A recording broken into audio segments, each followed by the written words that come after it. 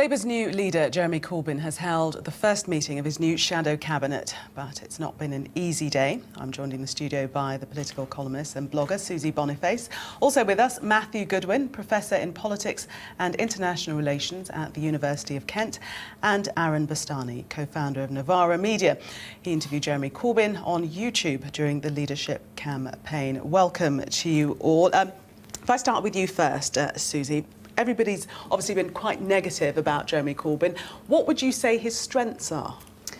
His strengths are that he is a genuinely fairly straight and consistent human being, I think. His heart's in the right place. He usually does exactly what he says he's going to do, and he has got a history of his time in Parliament of campaigning very steadily for the same stuff over and over again. He hasn't kind of flip-flopped, he hasn't switched sides, he hasn't lost any of his principles along the way. The problem is that those principles, whether they make him electable or unelectable. And do you think he's a divisive character? I think we're going to find that out probably in the next 6 months, maybe even the next 6 days. He's already been very divisive in the party. I think the issue is more about how divisive he might be in the country, because the sums simply added up. He has, in order to be elected to be Prime Minister and to effect the change he wants, then he has to have somewhere between 12 and 23 million people, depending on turnout, to vote for him. And whether they are ready to do that, I don't know.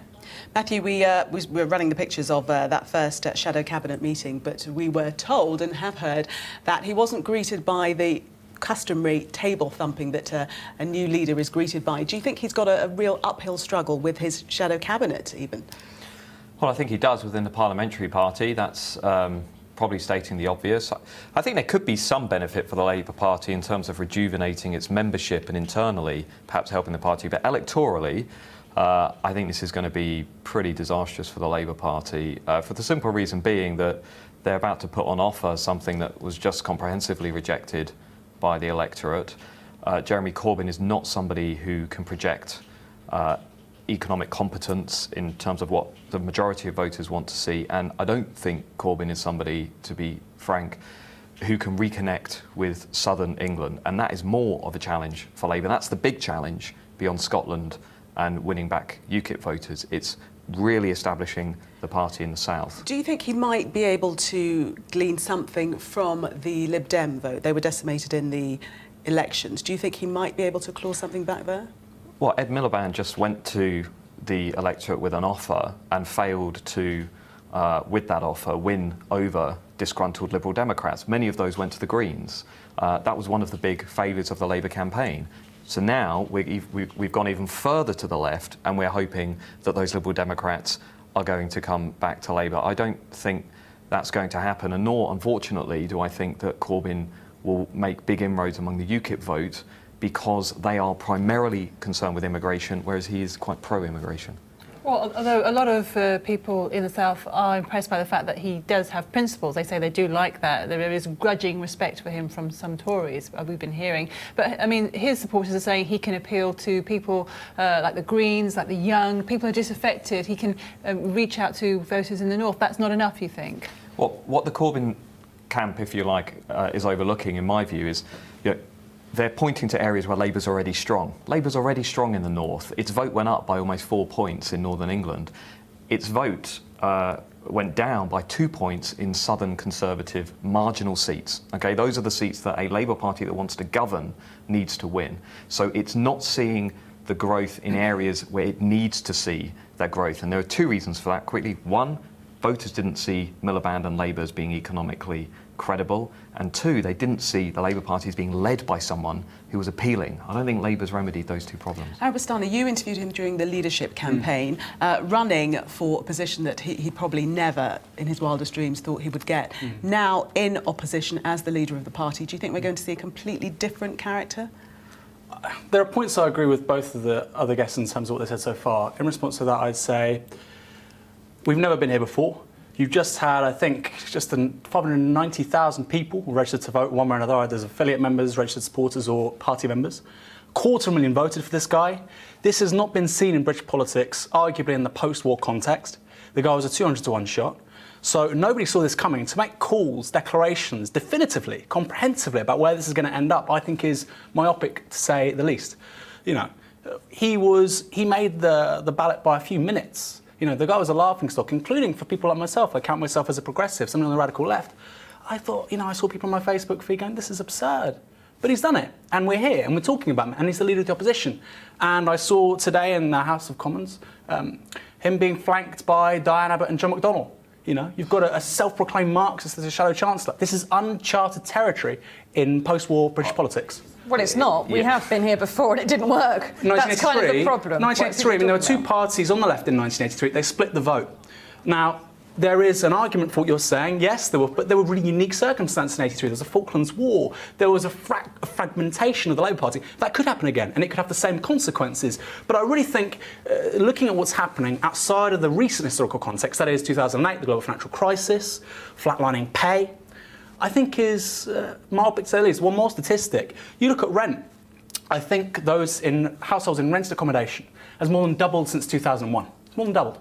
It's set to overtake households who own their homes in 10 years' time, by 2025. So the structural relationship in Britain between everyday men and women, asset ownership and housing has fundamentally changed. And commentators and people speculating on what's going to happen really have to get with what's going on. And that is, things have changed dramatically and they're responding to really significant changes in Britain's economy. But what you're not facing is that although the public might have to change and media commentators like us accept that things have changed slightly in the situation in the world, is that also Jeremy Corbyn needs to accept things have changed. Now, if he wants to have his Corbynomics and people's quantitative easing taken seriously and discussed and taken on board by members of the public, he really needed to appoint a shadow chancellor who was going to be above personal attacks, be something of a clean skin, and not going to be someone who, like Corbyn has for the last 3 months, experienced loads and loads of journalists going back over 30 years of slightly bonkers statements and then using it to stop the discussing those policies. You probably needed a close ally, because we've seen with Gordon Brown, Tony Blair, and Ed Miliband and Ed Balls, you've got to have someone he should really have had a little bit of enough political realism to realise that although he could have had MacDonald in his cabinet doing a job next to him, his chancellor, the person who's going to be presenting Corbynomics, the thing that he was going to try to get elected on, has to be somebody that he can raise above personal attacks. And John McDonnell is going to have a target on his backside the size of a president. Can I respond to that? I was just going to ask Matthew to come in there. Do you think that this is naively provocative to appoint a chancellor of this ilk? It's not the best move, given that we know that voters use leaders and prominent politicians to make up their minds about political parties, and you can already imagine the Conservative Party billboards. This guy supported the IRA, and this guy was seen to apologise for the assassination or murder of bin Laden. But just scrape all that away for a second.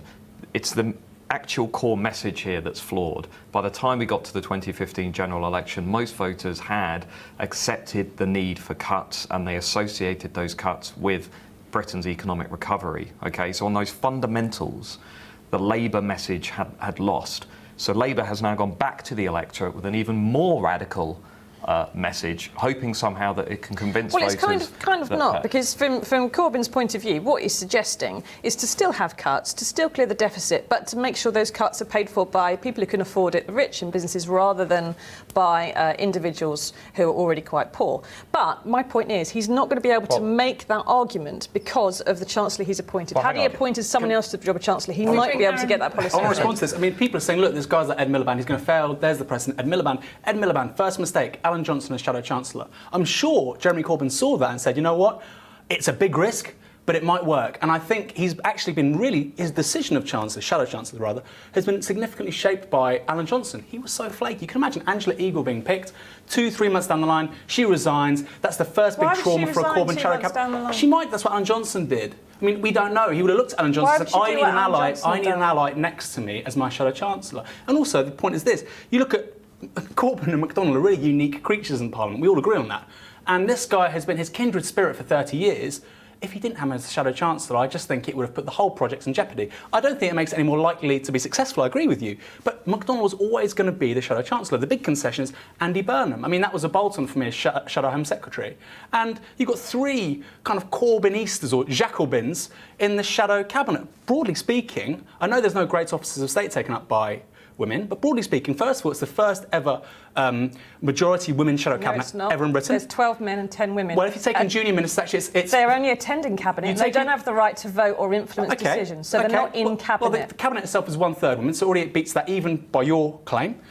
by other people's way of looking at it, including mine, it's 16 women and 15 it's men. Just a fact. If you're not in, you don't have a cabinet role. You're not in the cabinet. You're attending cabinet. Okay. You're not part of Are cabinet. there more women in the shadow cabinet than in the cabinet? No.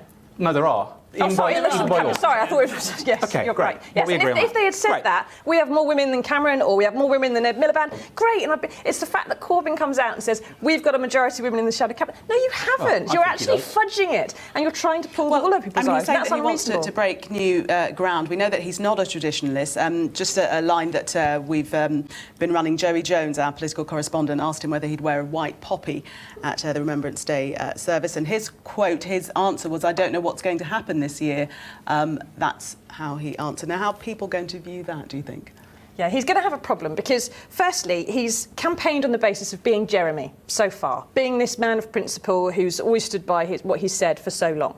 And he's convinced lots of people that that is what he's going to keep on doing.